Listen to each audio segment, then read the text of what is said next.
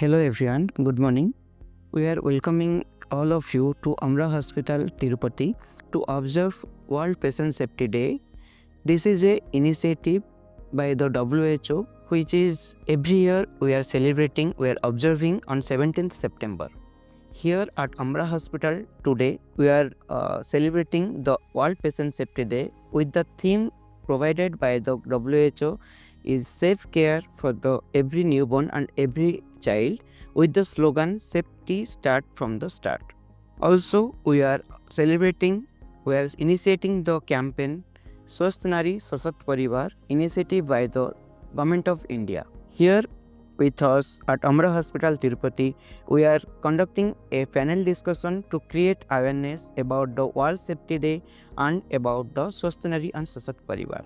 With us in panel discussion, there is Dr. Ramadevi Gourineni ma'am, our Managing Director of Amara Hospital, our chief guest Dr. A.S. Reddy, who is a senior pediatrician and Indian Association of Pediatrics President Tirupati chapter.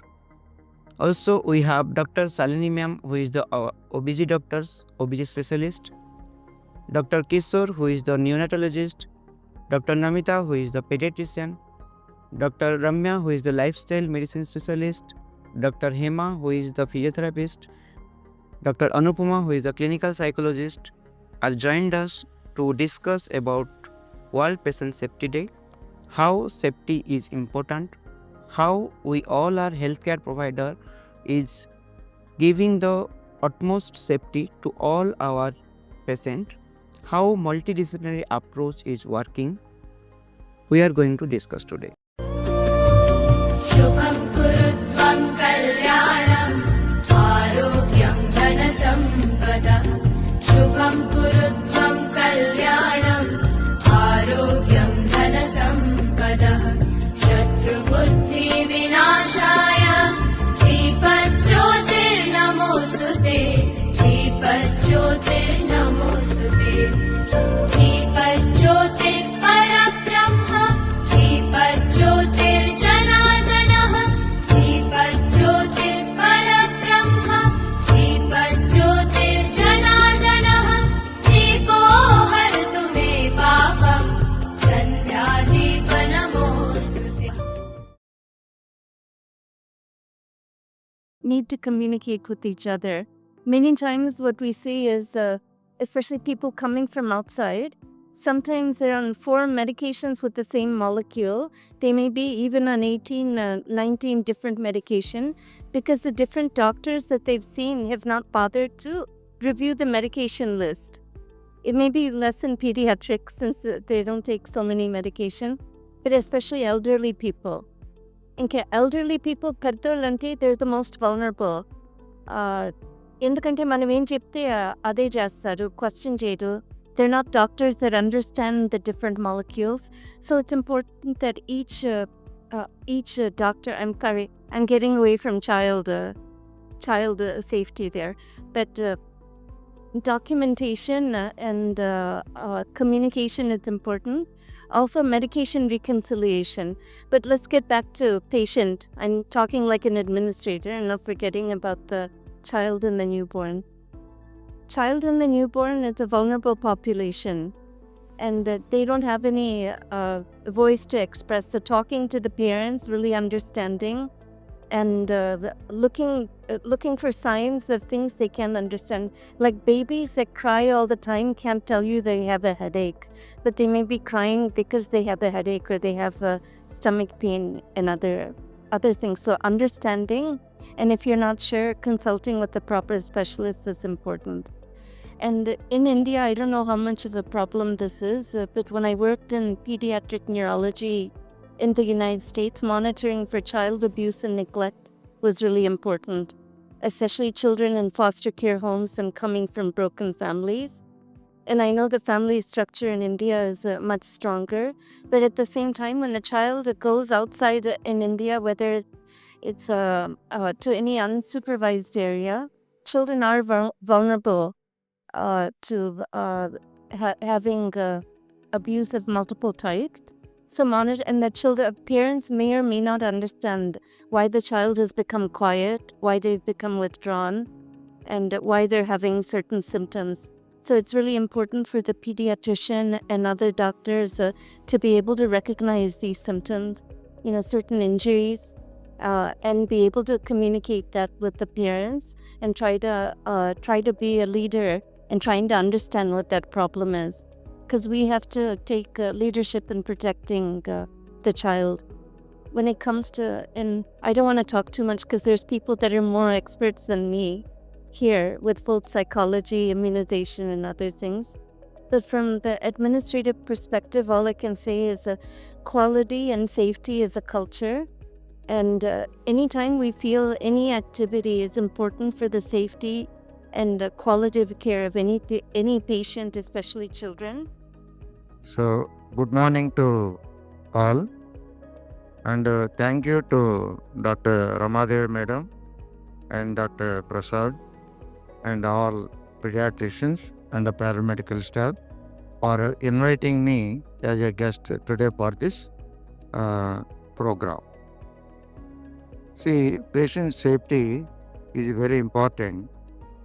మనకి తెలుగులో ఒక సామెత ఉంది, నడిస్తే మంచిదని తెలిస్తే ఏ లాభం, నడిస్తే లాభం అని. Everybody knows about the safety and we are discussing, but we are not following properly. This is main public awareness program initiated by WHO for providing from birth to up to 9 years or a paramedical persons or nurses. Once in a hour we go for rounds, definitely we will recognize the any danger sign and we will provide maximum care for the patient. And already explained many doctors about medication safety. Even though you are prescribing, not advised properly, because of most of the mothers, even though educated, they are afraid about how to give dose, and nurses also. So we provide safely how to give. After all, it takes only 1 minute time. Definitely, mother will give safe medication for the kids. Once upon a time, alcohol liver damage is number one. Now, paracetamol medication will cause most of the liver damage. Next, put and paracetamol is the upgrade now comparatively the alcohol. So that means how much safety you want to take for every day. About food, even though you are having money, you can explain resources not yours. Can give safe food, save the money, save the kid also. And immunization, if you take 1 minute time about the money, to explain carefully, because they are spending a lot of money for birthdays and other enjoyment. But main important thing is vaccination safety. So, on the occasion of World Safety Day, we should know how the mother health is going to affect newborn's health and growth and development of the child.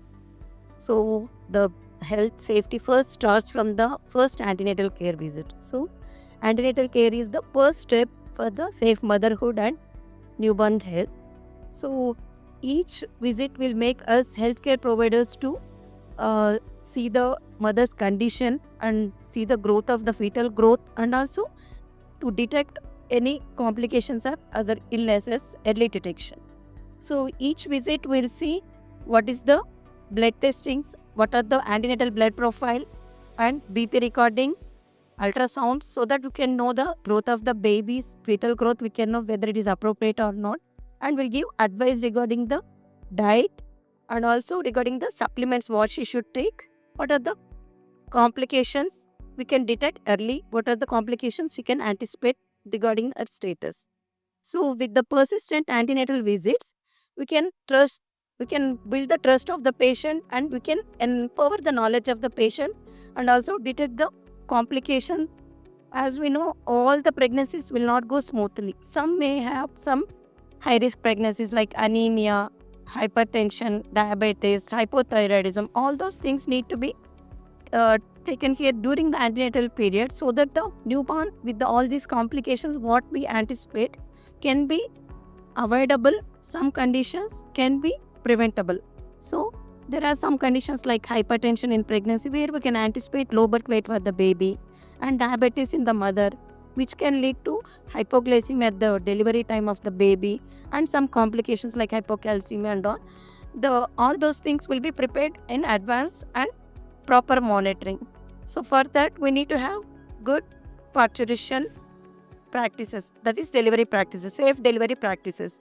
That means we need to have a good trained birth attendant, because the parturition delivery is the crucial step. That's the critical stage where the mother and child both are vulnerable. Okay, that is the stage where the baby can go for asphyxia, mother can go for PPH and all those complications. Both mother and baby safety is more critical in that stage. So during that time, we need to have good safety parturition delivery practices where we need to prepare with a trained birth attendant for the delivery, and along with that we need to practice sterile environment for the safe delivery and close monitoring during delivery. So all those things can prevent the childbirth related problems and can directly give the good safe child to the neonatologist. Thereby, along with that, we should have emergency preparedness for delivery, for any blood transfusions, and also for surgical backup. Okay, these are all we need to prepare well in advance so that we can give good care for the newborn child, and along with the collaborating with the neonatologist pediatric team. This is like, as you know, As a World Safety Day, the safety begins to the newborns not only at the time of the birth, which starts before delivery, during the delivery, and after the delivery. So, before the delivery, as Madam said, it is very clear. So, during the delivery time, we have to be prepared that every baby should be normal. So, we have to make ourselves clear. There should be one head of the team. There should be trained staff to attend the deliveries. Okay, immediately after the when the baby borns, it is very clear that we have to follow the same principles for the sick newborn baby and the normal newborn baby. See, the two types of babies will come outside, whether it is a healthy newborn baby or the baby is in respiratory distress or we are shifting to NICU. So the same protocol should be followed for each and every newborn baby at the time of the birth. So when the baby is a normal newborn baby, we have to maintain the neutral environment. Make the baby to keep in the radiant warmer, or don't separate if the baby is normal, cried immediately after birth. Don't separate it immediately. Keep the baby on the mother womb. Have a delayed cord clamping for 30 to 60 seconds, which is very useful for the baby for the long-term purpose. Okay, if the baby is born, we can rooming in policy should be maintained for the newborn baby. There should be zero separation policy for the newborn babies along with the mother. Okay, and direct breastfeeding should be started within 1 hour after the birth. To prevent the infection control, visitors restrictions is most important for the baby, and hand care, hand hygiene, and early initiation of breastfeeding will prevent the babies from the infection. And most importantly, thermoneutral environment should be there. The room temperature should be around 26 to 28 degrees centigrade only. Okay, if the room is too hot, don't grab the baby tightly. You have to wear a light cloth and you have to wrap it lightly. Okay, if the you should have a separate cots for the baby. Okay, if the mother is restless and sleepless, you should not leave the baby unsupervised near the mother. We should be separated from the mother, and he should have a safe environment, and the noise decibel should not be more than 45 decibels for the baby. It reduces the stresses. Will have a sound sleep for the babies. When it comes to the baby who is sick and taking care in the NICU, take care the baby in the incubators for maintaining the correct humidity. first of all, I want to tell why patient safety is important, because 1 in 10 people get harmed in healthcare, and about 3 million people die every year due to unsafe practices, which of 50% of which is preventable if we follow safe practices. And in lower income countries, about 4 in 100 patients die due to unsafe practices. And if you follow unsafe practice is very costly also. Even in high income countries, about $878 million are used for expenditure for unsafe practices. And if we can improve safe practices, about 15% of global economy can be improved in next 2 decades. So this year, patient safety is theme is safe care for every newborn and every child. So in pediatrics, first of all, I want to talk about during patient safety, we have to follow safety precautions, and children are very vulnerable because of 4Ds, mainly because of development, because of their immaturity and developing organs, and their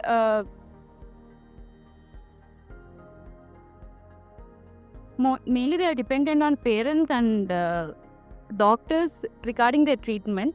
We have to involve parents while we are treating the patients. We have to involve them in every decision we take, and we have to give them all the lab reports, and we have to inform them about everything. And while giving medications, we have to adjust the dose based on the age, weight, and their development. If immunization is an important practice to prevent a lot of pediatric illnesses. If you have not given immunization in the first year, you can still give a catch-up immunization after talking with your pediatrician. And all developmental milestones should be seen every time at the visit to prevent any developmental